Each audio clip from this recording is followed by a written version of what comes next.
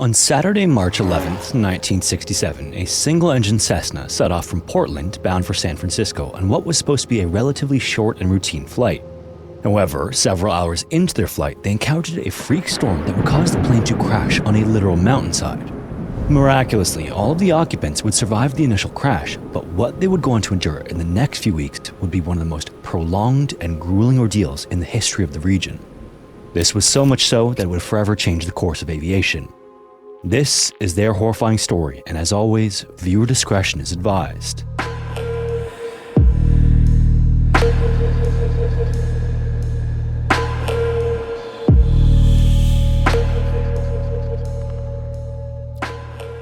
Alvin Ian was the proud owner of a Cessna 195.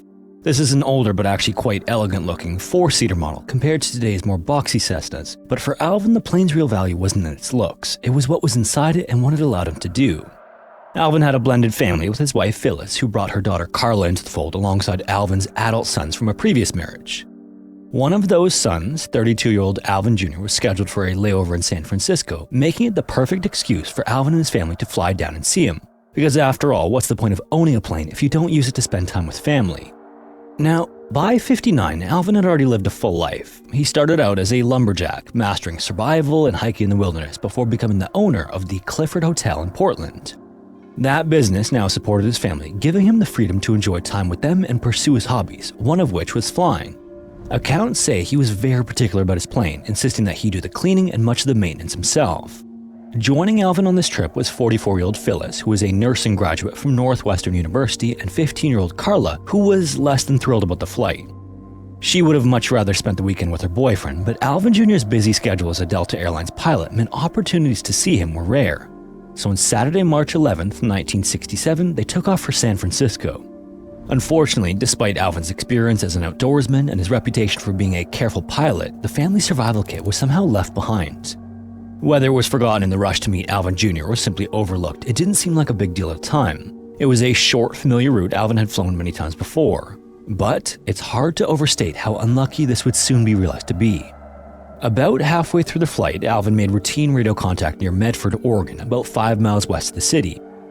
Their next stop was the town of Red Bluff to refuel before the final leg of their 860-kilometer journey to San Francisco. Now, in the 1960s, although navigation for private pilots wasn't as advanced as today, one thing that is common between now and then is the use of visual landmarks.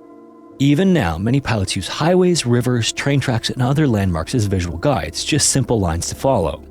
If you ever noticed a Cessna flying parallel to a highway while driving, you've seen this in action. And Alvin would have done the same, relying on his eyes. But before they could get close to Red Bluff, the weather changed completely and stole any false sense of security Alvin might have had. In moments, they were in a full whiteout blizzard. Soon enough, not only did he lose any visual reference to the ground, and not only was ice beginning to accumulate on the wings, but a strong wind started blowing them westward towards the ocean and away from the landmarks he'd been using, even if he could have seen them. This is one of the worst situations a civil pilot can face and is responsible for nearly half of all civil aviation crashes. It's something known as VFR into IMC, or Visual Flight Rules into Instrument Meteorological Conditions. This essentially means flying into a storm where visibility would be bad while relying only on visual navigation. As you might imagine, this is the worst possible combination. So although Alvin wasn't inexperienced and would have done his best to stay on course, with only a compass heading and no visual landmarks outside the windows, he had no way of realizing they had drifted over 20 kilometers or 12 miles off course and into the Trinity Mountains. As the harsh winds and growing ice pushed Alvin and his family down out of the sky, a mountain came up through the storm right in front of them.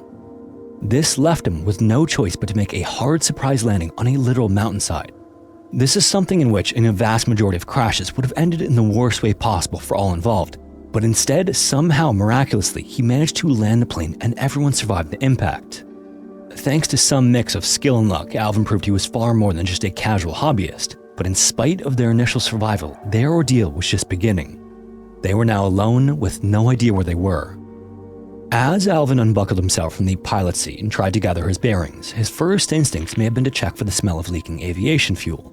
But what soon must have become more pressing was that he had a broken arm, multiple crushed ribs on his right side, pain in his spine, a cut to his chin, and 3 across his forehead.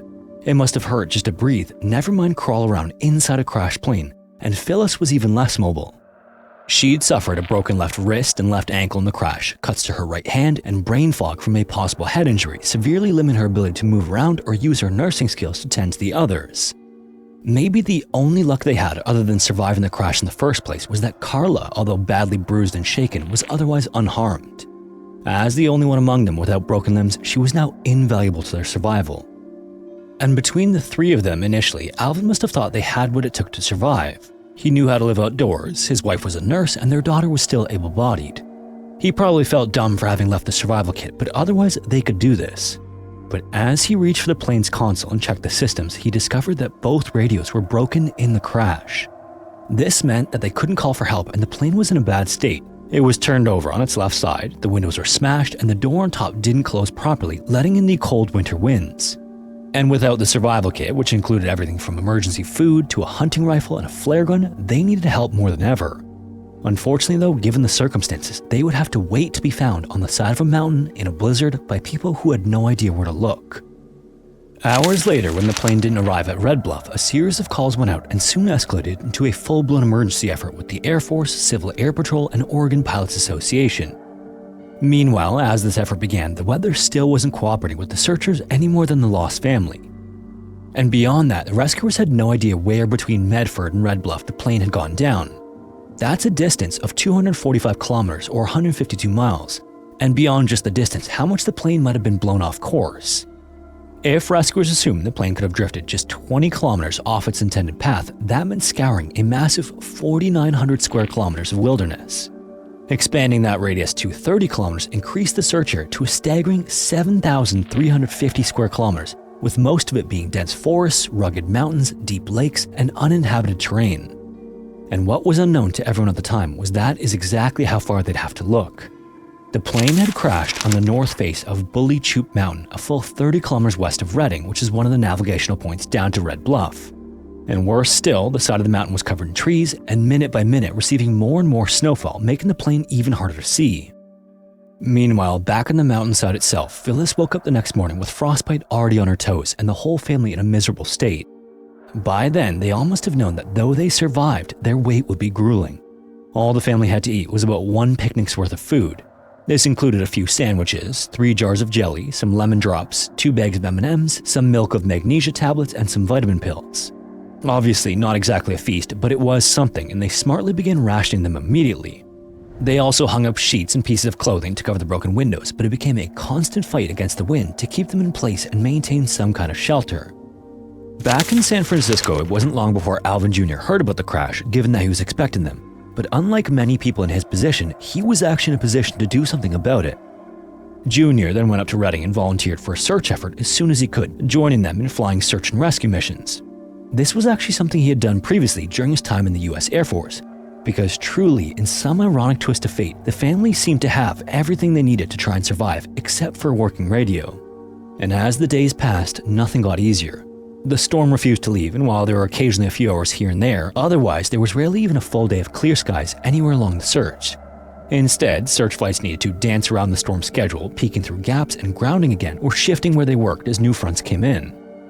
On the third day after the crash, Carla made an attempt to leave the plane and search nearby, but the heavy snowfall drove her back in zero visibility. Even worse, she also lost her shoes in the attempt. 2 days later, so 5 days into their isolation, Alvin had recovered enough that he felt able to move, but day after day the snow hadn't stopped. It was up to his armpits at this point, and it was more like swimming than walking to get through it, making it impossible to stay dry or warm. But again, as the days passed, he knew he had to try anyway. The food was down to the final jar of jelly, and his family was going to die there otherwise. So he bundled up as best he could and set off down the mountain face, hoping that it was the right direction. Carla and Phyllis could hear him calling back for the first little while as he made progress until he yelled that he made it across a gully safely. At that point, he was out of earshot, so the mother and daughter sat alone, waiting and hoping he would find someone. And up above, Alvin Jr. was hoping for the exact same. He was by then part of a team of 165 people, 3 ground search teams, and 45 different search aircraft. And as impossible as the task seemed, he refused to give up. Day after day in cloudy and stormy weather, he went back out again and again. But then, another week passed and Alvin never came back and no rescuers found him. At some point during this, Phyllis wrote down in the margins of a flight notebook Carla had been using as a diary that she was worried he hadn't made it. And by the end of the second week, the rescuers thought the same of them and called off the search after nearly 600 hours of flight time across hundreds of trips. Alvin Jr., however, refused and kept flying search missions on and on as the storm continued, and this continued for 8 weeks. In the meantime, Carla and Phyllis cut up the upholstery of the plane to make cards to pass the time. They also continued to do things they'd done when Alvin was there, like making lists of food they want to eat, things they'd want to do, gifts they'd like to have, and places they'd like to see when they made it back. But as you might imagine, it can be hard holding on to hope when you've gone over a month without food, melting water and ice with your own body heat just so you can drink more and fill your stomach. On the 30th of April, so almost 2 months after crashing, Carla wrote, quote, "This is my 16th birthday. I hope you're happy, search and rescue. You haven't found us yet," end quote. As grim as this was, this seemed to be a bit of sarcasm, because in the same entry, her birthday wish was that they would find her. Obviously, if anyone had license to be sarcastic at that point, it would certainly be her. Beside these comments or lists, Carla circled each day that passed on the notebook's calendar and commented regularly on the weather. In all, only 2 days at the crash site had clear sunny skies. The bad weather was just relentless. And then, 4 days later, on the 4th of May, the final entry was, quote, "It's a bright and drippy day. We are completely soaked," end quote. After that, the calendar stopped, and one message stated that they were becoming too weak to keep updating the calendar, and that they would probably only survive a little longer. So we don't know exactly when they died, but they did. Afterward, their bodies lay there frozen and unmoving, but the story continued even without them. Because although they survived at least 54 days, Alvin Jr. flew flight after flight after flight for 107 days. It was only on the 26th of June that he was finally forced to give up the search as his savings were running low and he needed to return to work. Months passed afterward until the first week of October when Floyd Bowling, a hunter in search of deer, stumbled upon the plane's wreck. It was buried in the trees 5,000 feet up the mountain in a spot so dense that there was practically no chance of a search and rescue flight seeing them even without over 4 feet of snow on the ground. Then, after searching around nearby, were the bones of 2 bodies pulled apart by animals and a book. This was the FAA flight log that Carla used as a makeshift diary detailing everything about their time in the mountain. Alvin Jr. then came back to Reading and sold the diary's contents to the Saturday Evening Post to spread Carla's story. His 2 brothers also joined him, and then the 3 set off into the woods, camping at the crash site as they continued searching for their father. He just had to be there somewhere, and they needed to find him. Some sources say they still had hope he was alive, but from the crash site, it was only 8 miles to the nearest highway. Had he been able to move, Alvin surely would have been found by then. It's unclear if this was a little journalistic embellishment or if the brothers didn't want to admit out loud what they surely already knew. But in either case, they didn't find anything and eventually had to return to work for the sake of their own families. It wouldn't be until the 23rd of September 1969, so 2 years later, when 2 deer hunters came across the remains of Alvin and how tragically close he'd made it and how hard he tried. Alvin's body was only about 40 feet from the road and he must have been drawn to the telephone poles running along it. Before he died, he'd made an arrow on the ground out of tree branches pointing towards the crash site in hopes that someone from the air or driving by would see it. He even hung his gloves on a tree in hopes that it might catch someone's eye as they drove past, but no one noticed. As the crow flies, he was only about a quarter mile or about 400 meters from the crash site when he finally froze to death. And maybe even more tragically, it's entirely possible that his sons had walked through that very field on multiple occasions and simply missed him in the grass. But 2 years later, all that was there for hunters to find were scraps of clothing, bones, 2 shoes slowly turning to moss, a ballpoint pen from the Clifford Hotel engraved with Alvin's name, his glasses, and strangely, a camera. Maybe he meant to use it and try and document his path to show rescuers the way of the plane, but there doesn't seem to be any reference to what, if anything, survived on the film. In the aftermath of everything, to say that Alvin Jr. was critical of the rescue effort would be an understatement. He called it disorganized, poorly managed, and generally unprepared. They gave up too easily, he thought, and could and should have been better prepared. But then, in addition to that, there were other steps that could have been taken to prevent this. It wasn't required at the time for civil aviation to have emergency locator beacons. They were still an optional extra, usually ranging from $100 to $300, with some models going as high as $800. But had the family had one, they would have been rescued within just a couple of hours. And most of that time would have been walking just the half mile from the nearest road to get to the plane. This is where Carla's diary would play a crucial role. Colorado Senator Peter Dominic read her story in the newspaper. And being a former member of the US Air Force himself, it must have been easy for him to imagine going out and searching for his own family month after month, praying he would find them.